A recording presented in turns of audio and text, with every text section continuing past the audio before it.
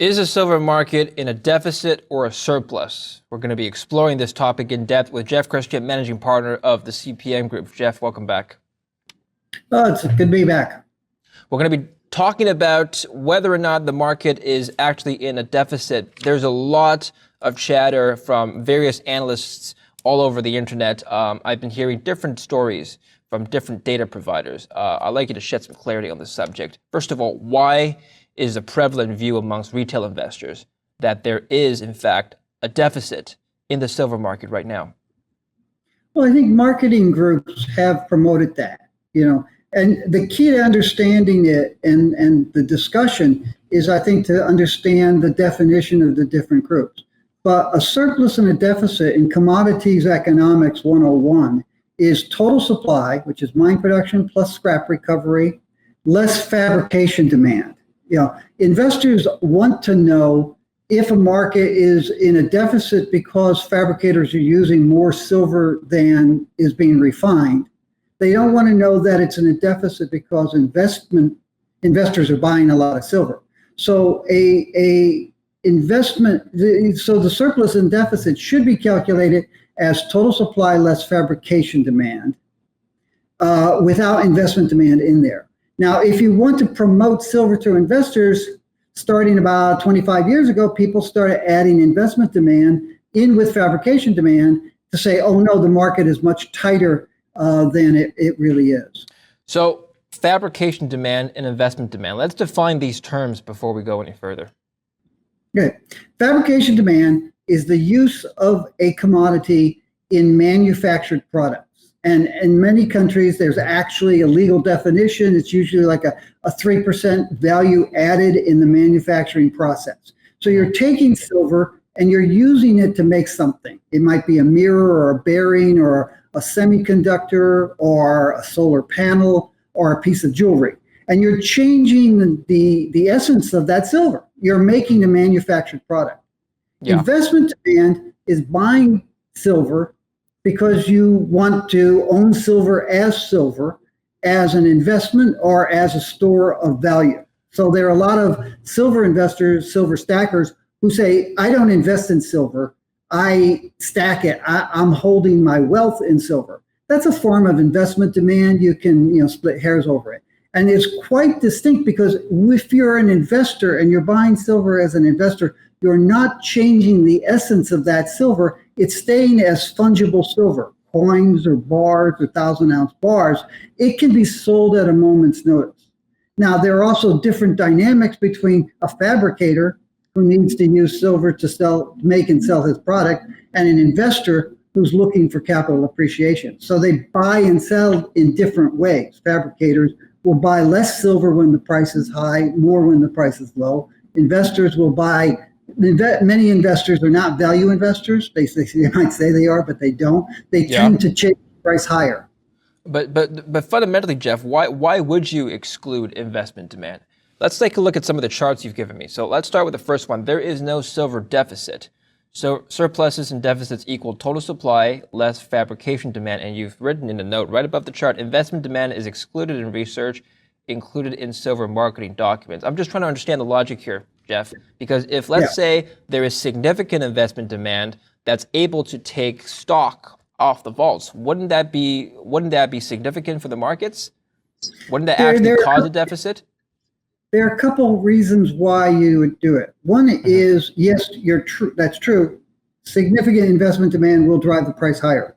But if you look at investment demand over the decades, it's extremely quixotic.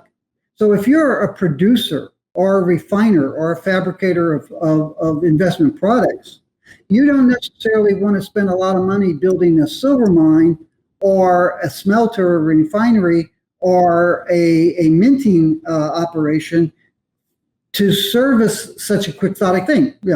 Do I need 200 million ounces of silver to meet investment demand in the year? Or do I need 40 million ounces? Or like the period 1990 to 2005, I've got a 15-year period where investors are net sellers of silver.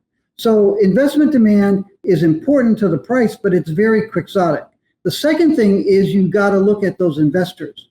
Informed investors do not want to buy silver because other investors are buying so much silver that there's a deficit of newly refined supply relative to fabrication and investment demand. Informed investors say, I want to invest in commodities that have a deficit because fabricators who are changing the nature of that product so that it's not readily available back to the market and they're not as quixotic as investors. So that I want to invest in a market that's in deficit because of fabrication demand exceeding refined total supply. Mm-hmm. So, our investors, a lot of institutional investors, high net worth individuals understand that, and they say, I'm not going to jump into a market because investors are bidding the price up. I want to jump into a market because fabricators who cannot say, oh, look, I'm just not going to buy any silver. I'm just not going to make any semiconductors. I'm just not going to make solar panels. Fabrication demand, it's more stable, but it's also consistent and it's less price sensitive than investment demand, if you will. So you exclude investment demand because you want to know what the primary balance of that market is. Total newly refined supply, less fabrication demand. Let's go back to the chart here. The red line is showing the price of silver in ounces on the left-hand side of the y-axis, and the blue bars are on the right-hand side of the y-axis, the millions of ounces in market balance. I'm noticing somewhat of a positive correlation. I would assume that there should be an inverse correlation between barter balance and price. If you're looking at copper or steel or aluminum, deficits drive the price high because those are industrial metals. That would make sense to me. If you're looking at gold and silver, surpluses drive the prices higher because what the surpluses are, if you look at these things, you can see the big bar in 1980 is investment demand buying more than 200 million ounces. Well, it's investment demand? Sorry, I'm confused. I thought you excluded investment demand. Surplus. Okay. The primary people buying that surplus are investors. Surpluses are created in gold and silver when investors come into the market and bid the price up, increasing supply and decreasing fabrication demand. Okay. So in gold and silver, surpluses are bullish for the price and deficits are negative for the price. And you don't really have, if you look at gold prices, the gold balance since 1966, you've had three small deficits. The gold market, when investors are bearish on gold, they don't buy as much gold. When investors are bearish on silver, they sell it. So if you look at this chart, you can see big period of time in the 1970s when investors were net sellers. These were investors who had bought silver at $1.75, $1, $1.29 in the 50s and 60s. And when the price was freed after 1967, the price went up to $4 or $5, and they were sellers. And they were sellers through the 70s. Then the price of silver started rising along with inflation, gold prices, copper prices. A lot of people blame the hunts, but the hunts were just riding that wave. And if you look at it, inflation was 14%. Gold prices went from $200 to $850. You can't blame the hunt for all of that. The hunts were riding that wave. And as that price started rising, investors poured into the market. And actually, in the peak year in 1980, they bought 200 million ounces of silver, driving the price to $50. Briefly. And then it came down, and it averaged, I think, about $16 that year, or maybe $20. So you saw investors then were net buyers from 1979 into 1989. By that time, the price of silver had fallen to $5, $4, $3.50. And investors said, not only am I not going to buy as much silver, I'm going to sell. You entered this 15-year period of time when investors were net sellers of silver. And they sold more than 1 billion ounces of silver over that 15 years. By 2005, 2006, the world was changing. Commodity prices were rising again, not so much silver, but gold prices had bottomed out in 2000, 2001 and started to rise. Oil prices were rising sharply. Copper prices were rising sharply. It was the commodity super cycle according to the marketing hype, right? And people started coming back into silver and they became net buyers again. They pushed the price up to $50, and then they pulled back. Well, the market balance remained elevated all throughout 2011 to 2015, 2016, yet the price declined significantly. Why is that? Because the market balance went from 150 million ounces a year to 40 million ounces a year. So investors were buying less than a third as much silver as they had been buying when the price was high. Sorry, I was looking at from 2011 when gold as well reached a peak in 2011, and then it fell. According to your chart here, the market balance remained elevated for a number of years while the silver price declined. I guess, I mean, look, over the long term, there's a correlation, but I guess my interpretation is that, if you're looking at it just over a few-year time interval, there could be a divergence. Yeah. If you look at it in 2012 and early 2013, investors continued to buy silver the same way they did in the early 1980s. Yeah. They had seen the price rise to 50. Yeah, the price was at $36 in April of 2011. It Right. spiked up to 49 something in April of 2011, and then in early May it fell back to 32. And a lot of people said, okay, that's over. But a lot of other investors said, oh, well, it went to $50. It's going to go back to $50. Or worse, they were saying, I'm listening to this guy on the internet who says silver's going to $100 or $1,300. There was one guy in the market in 2011 who was saying that the price of silver was going to go to $1,500 within a short period of time. A very highly respected and followed newsletter writer on gold and silver. The world's going to collapse and silver's going to $1,500 an ounce. He upped his game, and in 2015, he said it's going to $13,000 an ounce within the next 5 years. This is in U.S. dollars. Huh? This was in U.S. dollars, not yen. Yeah. And there were any number of investors who continued to believe that stuff 2012, 2015. But as time progressed and the price was coming down, they said, wait a second, this is a similar situation to what we saw in the 1980s. And so you saw investors progressively buying less and less silver until last year when they started to buy again. First of all, what does your chart indicate right now? It does seem to me that the market balance, according to your chart, has increased over the last couple of months. Does that indicate to you that the price of silver then should follow upwards? Yes, and it has. So far it has. So you're seeing investors buy more silver. You're seeing a higher silver price. And we take our projections out 10 years, and they're pretty positive for the next several years. Would you say the market balance is a leading indicator then for the silver price? No, the market balance is a concurrent indicator. Okay. It's not necessarily a lagging indicator, but it's not necessarily a leading indicator. Okay. I think some retail investors, just to play devil's advocate, I think some retail investors might just find it unfair that you're excluding their investment demand because, according to many people who are buying silver right now, they do occupy a big chunk of the market. And so I think some people might look at that chart and be confused as to why their portion of their buying power is somewhat excluded in your calculations. Can you comment on that? I've been writing about silver since the 70s. And throughout that period of time, I have repeatedly said it is investment demand that drives the price of silver higher or lower. To the point where when I was at Goldman Sachs, some of the traders were tired of reading that year in, year out. But that's the reality of gold and silver, and to some extent other commodities too.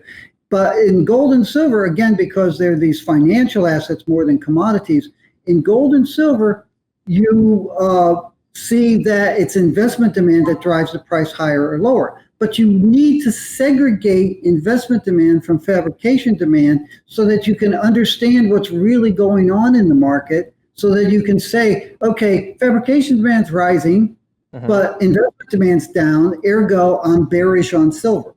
Or conversely, investment demand's rising, fabrication demand's falling, ergo I'm bullish on silver.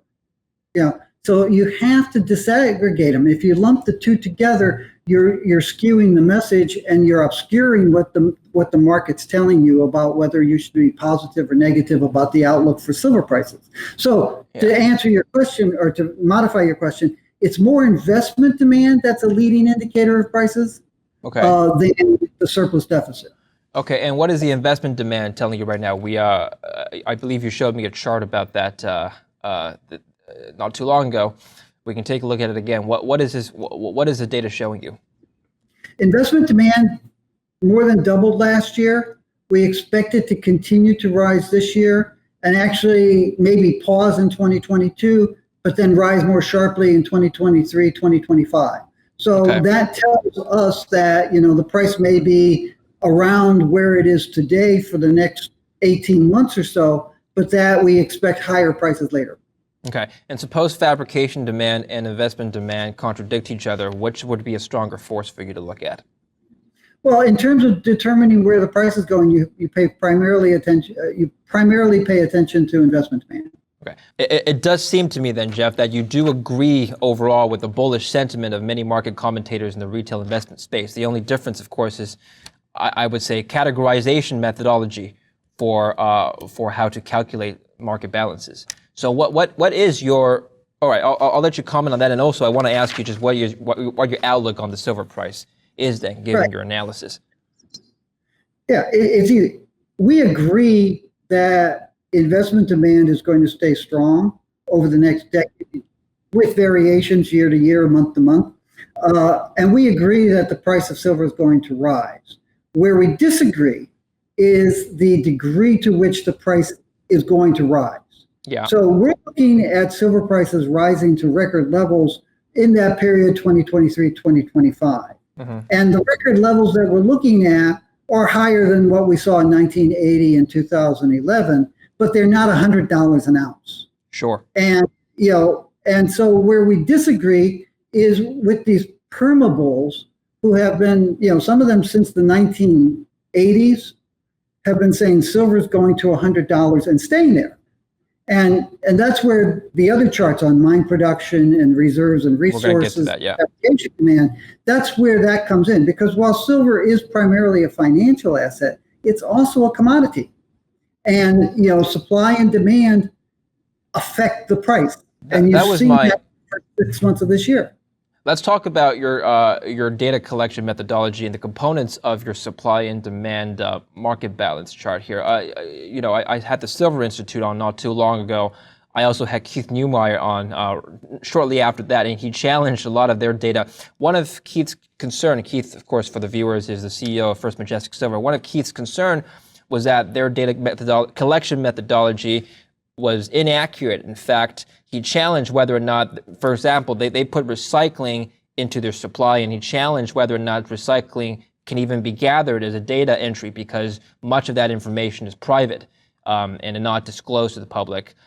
So can you walk through some of the components of your chart?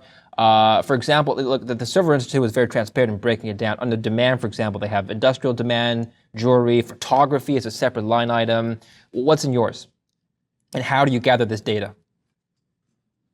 We have, and I've given you charts on my supply, secondary recovery, and demand.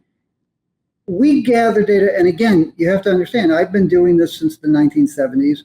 I took over the J. Aaron Research Department in 1980. We were producing the book on silver, and we still are. So we're sort of a big source. We left Goldman. J. Aaron was bought by Goldman in 81. We left in 1986 and stood up as an independent research company. And I'll tell you, when we left, we thought, what if no one wants to talk to us when we're no longer part of Goldman Sachs? And what we found was everyone wanted to talk even more to us once we were no longer part of Goldman Sachs, because we were fully independent and they were buying intelligence from us. They're not buying, people don't pay CPM Group to be bullish. People pay CPM Group to tell them this is what's going on in the silver market. So what we do is we create research. And in precious metals and in specialty metals like manganese and vanadium and lithium and cobalt, you don't have a lot of data on fabrication demand. You don't have any data on fabrication demand or on secondary supply. And that's actually true with base metals too, to an extent, but less so. But we came out of J. Aaron, Goldman Sachs, doing precious metals, which are extremely secretive markets. They're not secretive because of conspiracies. They're secret because they can be. and investors and other people around the world want to be secret. Now, if you look at the methodology, mine production is relatively easy because mining companies often are public companies, more often than not are public companies. They have regulatory requirements to file information on their properties and their operations. And they also have an economic incentive because they're trying to stimulate investment demand in their shares. Secondary supply is primarily done by private companies that are extremely secretive and extremely competitive one against the other. And fabrication demand is done by a range of companies, many of whom are actually private or small public corporations and a few large corporations. And those entities have no legal or regulatory requirement to report how much raw materials they're using, nor do they have any economic incentive. So what CPM Group has done since the 1970s, when we were J. Aaron, is we have become very good friends and advisors to mining companies, refiners, and fabricators. And we provide them research, we provide them consulting, we provide them commodities management services, including hedging and pricing strategies. And then we also work with fabricators on that. And then we also work with investors, advising them on what we see going on in the market. And we've been involved with many of the major investors in silver since 1979 with the Hunt brothers. We were friends with them before I even went to J. Aaron. And so what we do is we work with these people. Now that does several things. A is if they want good advice from us, they have to give us good information about what their exposure to silver really is. Right. The second thing is it gives us an understanding of how the metal moves through the market that you just can't get if you're a desk analyst who's not involved in financial transactions. And so that gives us a superior flow of information, which helps our research and analysis. We're very careful to never divulge confidentialities or blow them. And we've worked with major corporations, major governments, major investors, and we've never really blown that confidentiality. But being involved with them as advisors gives us insights into the market that you simply can't get as a desk analyst. Okay, so let's take a look at this fabrication demand chart. It says fabrication demand is not rising, and you break it down by components: photography, jewelry, electronics, semiconductors, and so on and so forth. So it's not rising. Let's take a look at the supply side now. You have two charts showing mine supply. The first one that says mine production declined since 2015 in perspective, and the second one that says plenty of silver left to mine. I've been hearing this narrative from miners that indeed the reserves are depleting. Is that something that's reflected in these charts here? Well, no, because reserves are depleting at existing operating mines.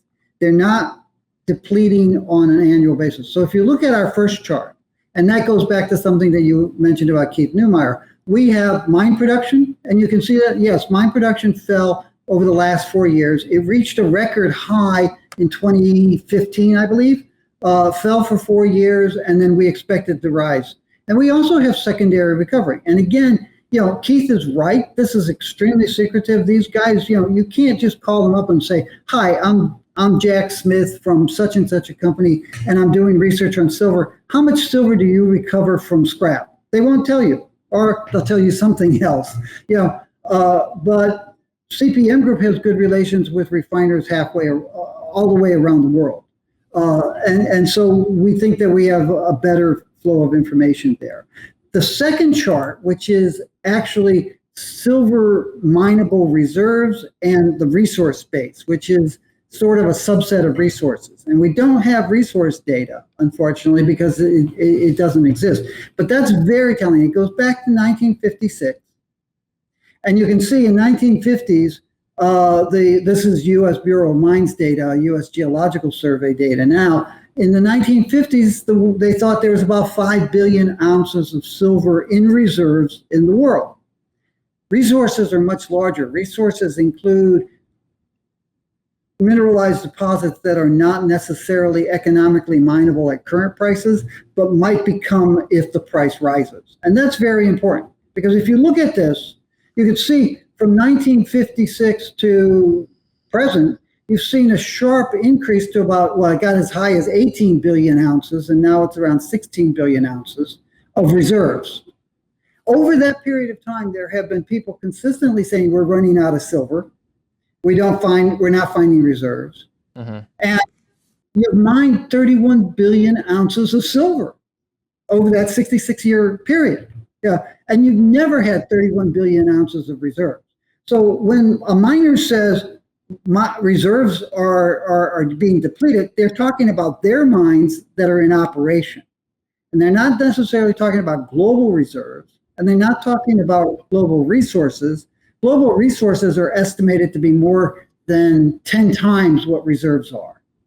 But they are much more squishy numbers because of the nature of resources compared to reserves. Reserves are more drilled out, proven, and probable reserves, whereas resources tend to be either drilled out to some extent, or inferred, or indicated, which is drilled out to some extent, or inferred.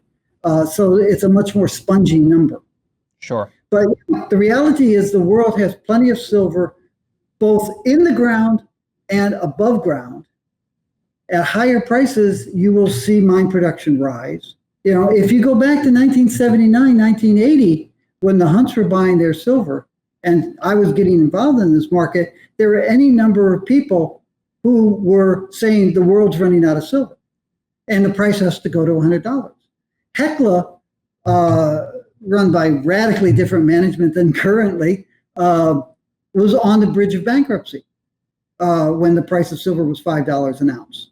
But when the price of silver rose to $50 and then came down to $16 and was trading around $7 or $8, Hecla paid off its debt in a record period of time.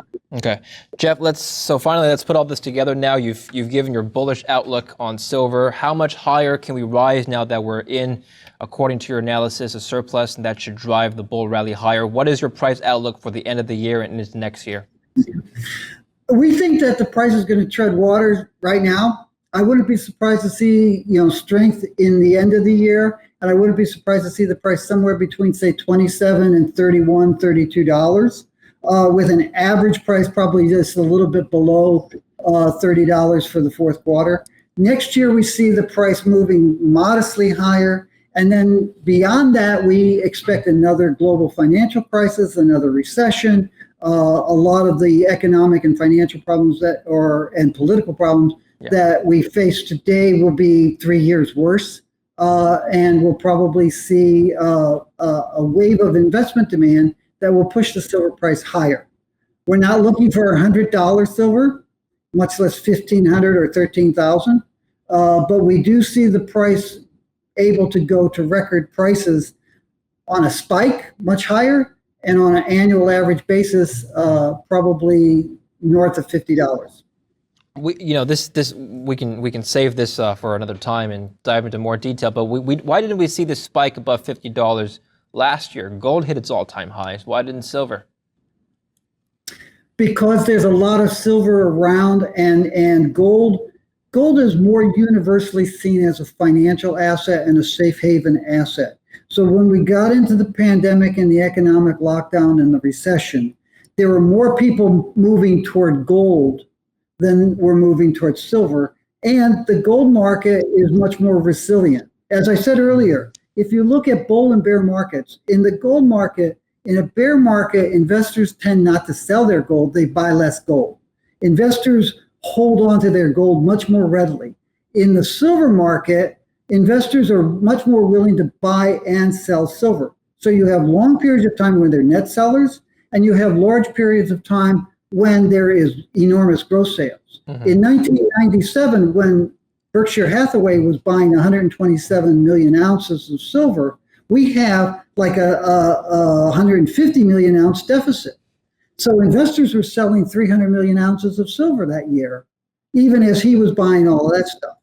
Okay. And you saw that last year too. There were any number of investors who said, oh man, I've been holding this stuff at $14 an ounce because it was 50 and somebody told me it was going to go to 100 any day, I can get $30, take it, please. Sure. And that put a cap on silver prices last year.